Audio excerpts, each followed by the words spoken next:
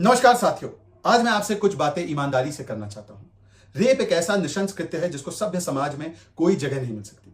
Rape चाहे मणिपुर में हो या राजस्थान में हो, रेप चाहे तमिलनाडु में हो या पंजाब में हो, रेप करने वाले हर एक अपराधी को सख्त से सख्त और कड़ी से कड़ी सजा मिलनी चाहिए। मणिपुर की जो घटना सामने निकल कर आई है, उसके प्रति आपके और मेरे मन में जो दुख है और जो आक्रोश है, पूरे देश में जो आक्रोश है, उसको प्रकट करने का काम प्रधानमंत्री नरेंद्र मोदी जी ने किया है। ना कोई चुप रहेगा, ना ही कोई निष्क्रिय रहेगा। कार्रवाई ऐसी होगी कि चाहे पाताल से ही क्यों न सही, अपराधियों को पकड़कर उनके सही अंजाम तक पहुंचाया जाएगा। परंतु आज मैं आपसे एक सवाल पूछना चाहता हूं, क्या रेप की अलग अलग कैटेगरी होती है, गुड रेप और बैड रेप? आप कहेंगे कि ये क्या कह रहा है? देखिए, कुछ लोग थे जिन्होंने गुड टेरर और बैड टेरर कहा था। ऐसी ही विकृत मानसिकता क्या कुछ लोगों की रेप के प्रति भी है? रेप महिला के खिलाफ तो अपराध है ही, पर वो समाज, मानवता और राष्ट्र के खिलाफ भी अपराध है। पर राष्ट्र की एक इतनी बड़ी समस्या को राजनीति का और रणनीति का औजार बनाने वाले लोगों को आज चिन्हित करना जरूरी है, क्योंकि आज कई लोग आपके सामने आएंगे और वो बताएंगे कि उन्हें महिलाओं के प्रति बड़ी सहानुभूति है। महिला सशक्तिकरण की बड़ी बड़ी बातें वो करेंगे। वो ऐसे बताने की कोशिश करेंगे मानो लड़की हूं, लड़ सकती हूं का नारा वो अपनाते भी है, केवल खोखला नारा नहीं देते। परंतु उनके ट्रैक रिकॉर्ड को देखकर और उनके असलियत को देखकर आप समझ जाएंगे कि जो सिलेक्टिव आउटरीच का ये चेहरा लगाकर आते हैं, सिलेक्टिव आउटरीच का जो नकाब लगाकर आते हैं, उसके पीछे चयनात्मक चुप्पी रखने की कितनी बड़ी कहानी है। और आज इसीलिए जरूरी है जानना और परखना कि जो लोग आज अलग अलग तरीके से आपके सामने इस विषय पर बोलने के लिए आएंगे, उनका दरअसल ट्रैक रिकॉर्ड क्या रहा है। आइए शुरुआत करते हैं इन दोनों से, राहुल गांधी और प्रियंका वाड्रा, जो महिला सशक्तिकरण की, लड़की हूं, लड़ सकती हूं की बातें करते हैं। परंतु जब कुछ दिन पहले करौली की यह घटना है, जहां पर एक 19 वर्षीय दलित लड़की को तेजाब डालकर बर्बरतापूर्वक मार दिया गया, उसके साथ क्या क्या नहीं किया गया और उसके शव को फिर कुएं में डाल दिया गया। इस घटना से पूरा राजस्थान विचलित रहा, परंतु ना राहुल जी ने ना प्रियंका वाड्रा ने अपनी जुबान इस विषय पर खोली। और केवल यही नहीं, इसके अलावा अभी हाल ही में जोधपुर में, जो कि गृह जिला है वहां के मुख्यमंत्री अशोक गहलोत का, वहां पर एक दलित लड़की के साथ सामूहिक बलात्कार किया जाता है, पर उस पर भी लीपापोती करने के लिए सरकार और पुलिस आ जाती है, दोषारोपण करने के लिए आगे आ जाती है। और केवल यह घटना नहीं, ऐसी अनेकों घटनाएं राजस्थान में खासकर छोटी बच्चियों के खिलाफ और दलित महिलाओं के खिलाफ लगातार होती आ रही है। परंतु जब सरकार से पूछा जाता है तो अशोक गहलोत जी, और यह हैरानी की बात है, उन्होंने बतौर मुख्यमंत्री कहा है कि ज्यादातर मामले बलात्कार के, खासकर जो दलित महिलाएं लिखवाती हैं, वो फेक होते हैं। इस प्रकार का वक्तव्य भी अशोक गहलोत जी की ओर से आया है। वो तो चाह रहे थे कि सख्त कार्रवाई भी अपराधियों पर, बलात्कारियों पर ना हो, क्योंकि उनके हिसाब से सख्त कार्रवाई करने पर बलात्कारी जो पीड़ित है उसे मार देते हैं। इस प्रकार की मानसिकता वहां के मुखिया से दिखाई देती है। परंतु राहुल गांधी और प्रियंका वाड्रा कुछ नहीं बोलते। वो तो तब भी चुप थे जब कांग्रेस के विधायक जोहारीलाल मीणा के पुत्र ने एक दलित बच्ची जो माइनर थी, उसके साथ गैंगरेप भी किया, उसकी अश्लील वीडियो भी बनाई। उस समय पर भी जोहारीलाल मीणा पर ना कोई कार्रवाई, ना कोई वक्तव्य, ना कोई बयान, उल्टा बचाने की कोशिश। वहां पर क्योंकि सत्ता बचाओ के लिए अपराधी बचाओ, बलात्कारी बचाओ, यह आम बात है। बेटी बचाओ का वहां पर कोई वैसे कॉन्सेप्ट नहीं है। और केवल जोहारीलाल मीणा के ही बेटे ने नहीं, एक मंत्री महेश जोशी, उनके बेटे ने भी बलात्कार किया। आलम तो यह था कि राजस्थान में एफआईआर दर्ज नहीं हो पाई, उसकी एफआईआर दिल्ली में करवानी पड़ी। इस विषय पर भी ना मंत्री जी को हटाया गया, ना इसके बारे में कोई वक्तव्य प्रियंका जी ने या राहुल जी ने दिया। ऐसी अनेकों घटनाएं हैं जिसके चलते आज राजस्थान में, जो सबसे असुरक्षित 10 जिले महिलाओं के लिए पूरे देश में है, 8 राजस्थान से है।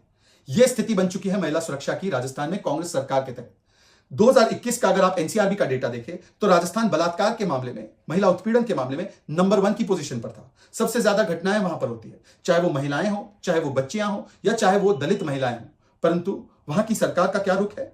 वहां की सरकार के मंत्री शांतिलाल धारीवाल कहते हैं यह मर्दों का प्रदेश है, बलात्कार होना लाजमी है। इस प्रकार का वक्तव्य और मानसिकता वो दिखलाते हैं। पर इस पर राहुल गांधी और प्रियंका वाड्रा जो आज बोल रहे हैं, वो उस समय पर और इन सारी घटनाओं पर लगातार चुप रहे। वो क्यों चुप रहे? क्या सहूलियत के लिए, या उन्हें लगता है कि राजस्थान की महिलाओं के साथ जो अत्याचार, उत्पीड़न और बलात्कार होता है उसकी कोई अहमियत नहीं, या उस पर वो राजनीतिक रोटियां नहीं सेक पा रहे थे, इसलिए उन्होंने उस पर कुछ नहीं कहा। बहरहाल उनके एक और नेता ने एक बयान दिया कि अगर बलात्कार रोक नहीं सकते तो बलात्कार को एंजॉय करना चाहिए। इस पर भी क्या कार्रवाई हुई वो आपके और मेरे सामने है। दूसरी है प्रियंका चतुर्वेदी। आज उन्होंने सुबह सुबह ही अपना वक्तव्य दे दिया मीडिया को मणिपुर के विषय में। बहुत अच्छी बात है, पर प्रियंका जी तब कुछ नहीं बोलती हैं जब उनके नेता संजय राउत, बड़े नेता है, वो महिलाओं के प्रति किस प्रकार की मानसिकता और शब्दावली का इस्तेमाल करते हैं, आप खुद ही सुनिए। फोन जाओ, फोन जाओ, फोन मार दो, चुप, फोन जाओ। Sen är så kallad.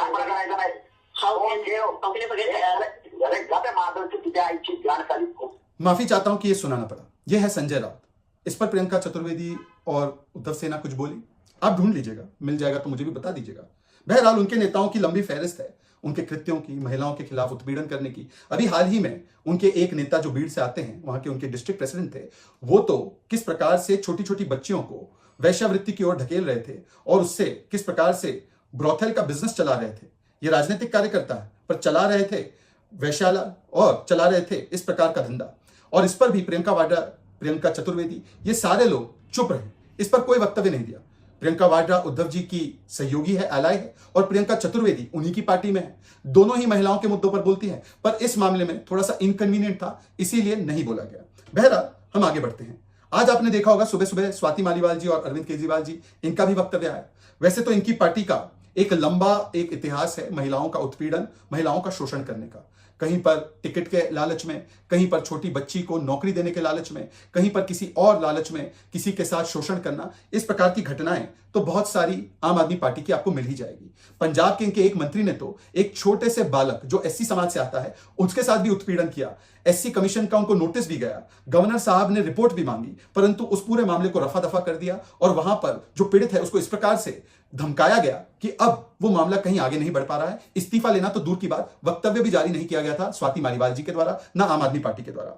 आपको याद होगा पर कि सत्येंद्र जैन को जब मालिश मिल रही थी तिहाड़ जेल में, तो रिपोर्ट आई कि ये मालिश देने वाला एक छोटी सी बच्ची का रेपिस्ट है, मतलब कि वो पीडोफाइल, वो एक चाइल्ड रेपिस्ट था। उसको फिजियोथेरेपिस्ट बताने का काम आम आदमी पार्टी के लोगों ने किया। सभी लोगों ने आकर कहा कि सत्येंद्र जैन तो फिजियोथेरेपी ले रहे थे।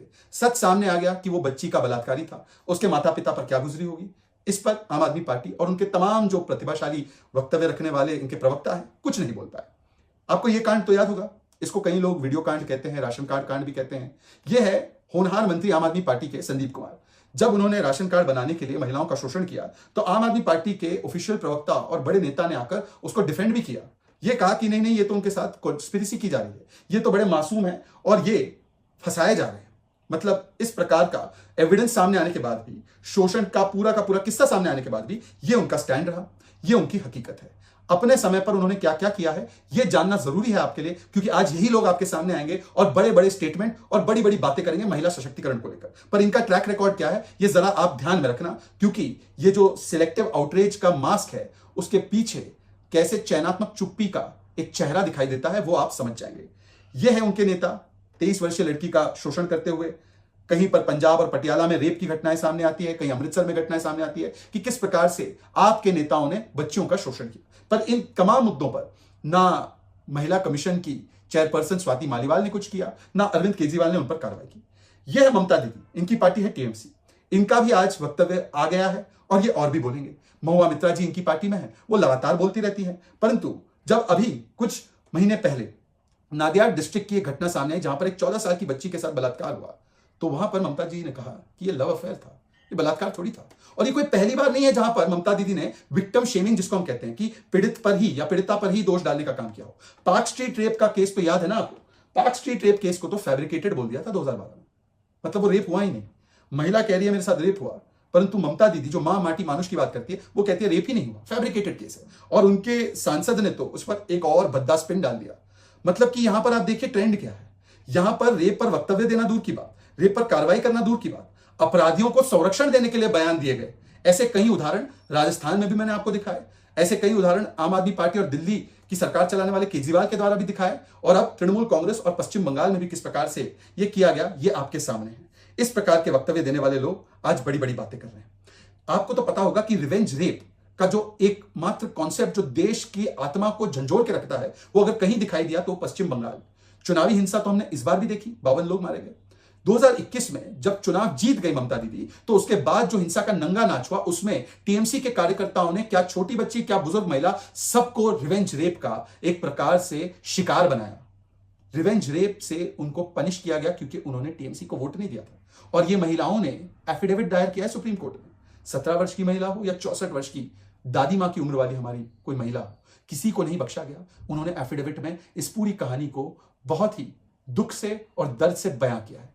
इस पर भी कहा गया कि यह बंगाल को बदनाम करने की साजिश है। यह टीएमसी का ऑफिशियल स्टैंड रहा। वैसे 26 ऐसे केसेस रेप के सामने आए जो पोस्ट पोल वायलेंस में हुए, मतलब 2021 में चुनाव जीतने के बाद जो हिंसा का नंगा नाच हुआ, जिसमें कि लोग मारे गए, लोगों को पलायन करने पर मजबूर किया गया। उसके साथ साथ ऐसे 26 केसेस भी थे जिसमें बलात्कार को हथियार का एक औजार बनाकर, बलात्कार को रिवेंज का और बदले का एक औजार बनाकर इस्तेमाल किया गया टीएमसी के कार्यकर्ताओं के द्वारा। आज ये लोग भी आपको ज्ञान देंगे और बातें रखेंगे। बहरहाल यह है समाजवादी पार्टी। इनके प्रवक्ता तो अजीब-ओ-गरीब है। ये टीवी चैनल्स पे आएंगे, कुछ प्रवक्ता जोर जोर से चिल्लाएंगे और कुछ प्रवक्ता अपने आप को सबसे बौद्धिक कैटेगरी का व्यक्ति बताने की कोशिश करेंगे। कौन कौन है आप ये समझते हैं, परंतु ये वो पार्टी है, और मैं आपको इनका कृत्य दिखाना चाहता हूं, जो गायत्री प्रजापति, जिस पर बच्ची का बलात्कार करने का आरोप था, उनके लिए जाकर कैंपेनिंग करते हैं।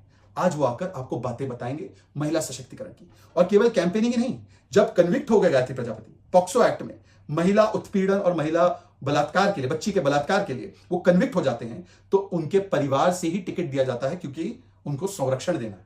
अखिलेश जी ने इनकी पत्नी को टिकट दे दिया, क्योंकि वो स्वयं कंटेस्ट नहीं कर पाएंगे, क्योंकि उनको सजा हो गई।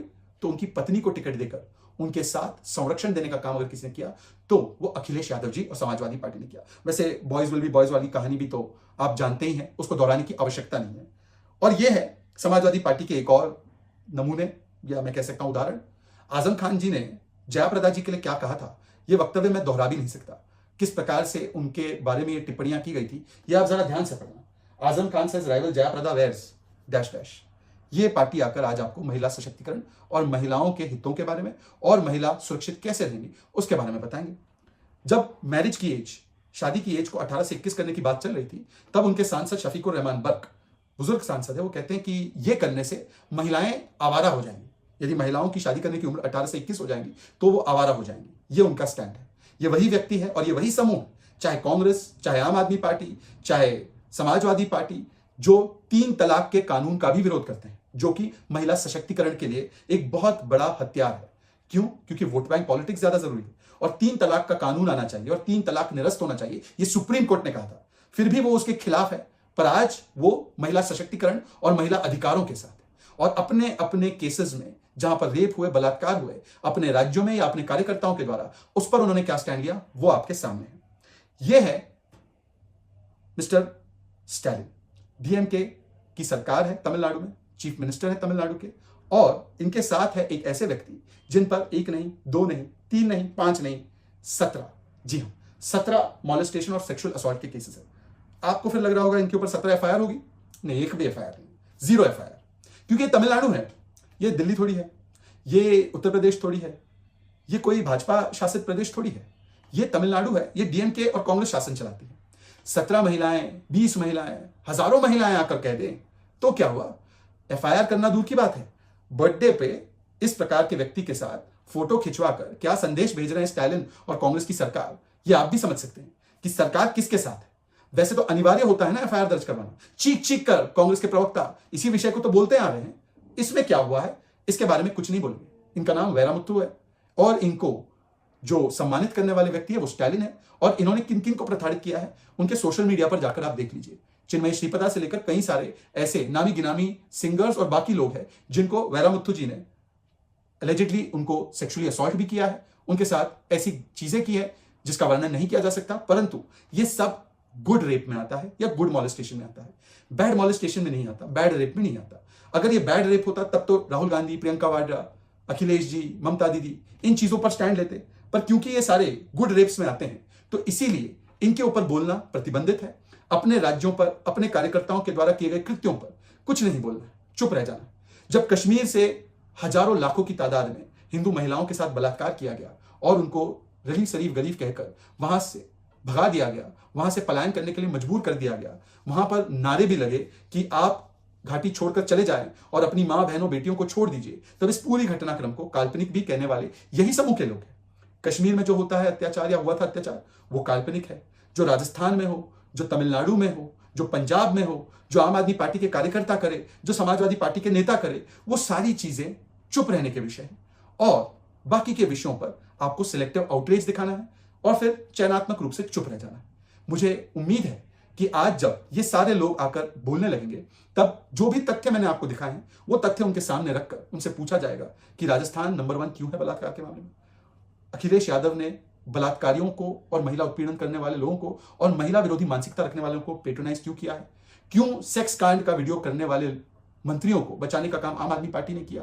किस प्रकार से आज भी वो ऐसे लोगों को बचाते हैं, संरक्षण देते हैं, और किस प्रकार से बड़े हिपोक्रिटिकली, बड़े दोहरे मापदंड अपनाते हुए जो लोग एक घटना पर तो बोलते हैं और उस पर बोलना भी चाहिए, दूसरी घटना पर चुप हो जाते हैं। जय हिंद, जय भारत। वीके न्यूज, राष्ट्र के नाम।